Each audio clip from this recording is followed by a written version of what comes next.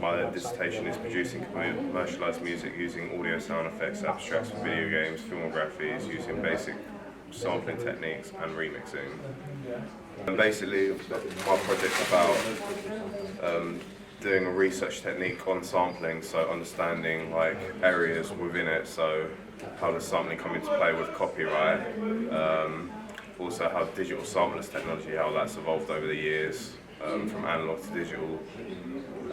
Also as well, what I wanted to do throughout my production is display sampling within sound effects, so choosing this from either films, animation, such as like Japanese manga, or video games, and either resampling these sounds, like changing these sounds in different ways so they could be incorporated with commercialised music. But I didn't want to talk so much about commercialised music, I just wanted to talk about the process of sampling and how that's made that sound recreate, if you know what I mean.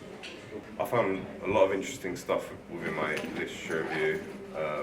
Like I said, I was doing some research on copyright history, digital samples technology, music and sound production stuff, sound effects and adaptive audio. Like it's pretty interesting. The only downside for my lit review was finding key practitioners, because I'm doing a portfolio work, so it's hard to find someone that's said I practiced this in their work. So I had to relate it to some kind of commercial, like someone that's in the commercial industry, but I find the scientific theory, which was quite interesting. I used Logic Pro. I mainly used the sampler inside Logic for each of my tracks. What I mainly did for one of my hypotheses, a methodology, was to resample audio. So basically, if there was a VST that was available to me, like such as Massive, find a preset on there, write out as MIDI information, bounce it as audio, and then resample it into a sampler, and then bounce it back out without changing, or either changing the pitch or just leaving it raw. But doing that made me have more control over the audio. I did some testing out with different sampling processes, such as like sample looping, so cutting and slicing as a technique. It's like an old school sampling method.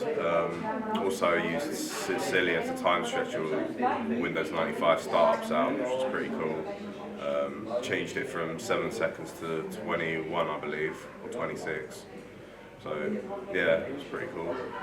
It was difficult to determine everything based off of my literature review in terms of portfolio work.